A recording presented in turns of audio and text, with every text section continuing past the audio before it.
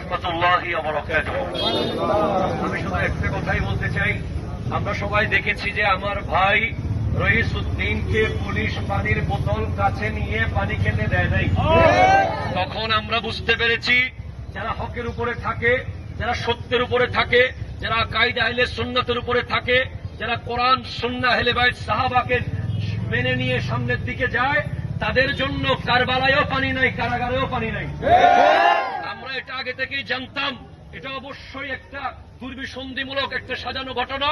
আমরা এই প্রতিবাদে আগামীকাল ইনশাআল্লাহ, আজকেই আমরা চলে যাচ্ছি ঢাকায়, আগামীকাল জাতীয় প্রেস ক্লাবের সামনে আবার আমরা ডাক দেব।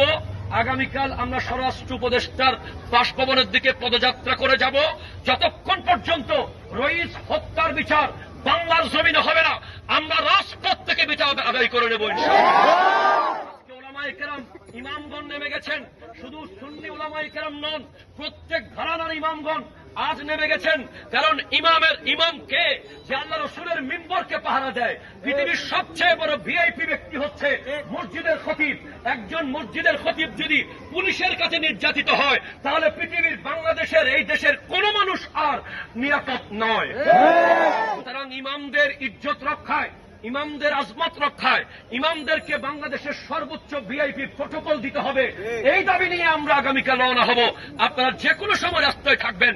আজকের প্রোগ্রামের সকল আমার শ্রদ্ধেয় নেতৃবৃন্দের কদমে সালাম আরজ করে আসসালামু আলাইকুম ওয়া রাহমাতুল্লাহি ওয়া বারাকাতুহু।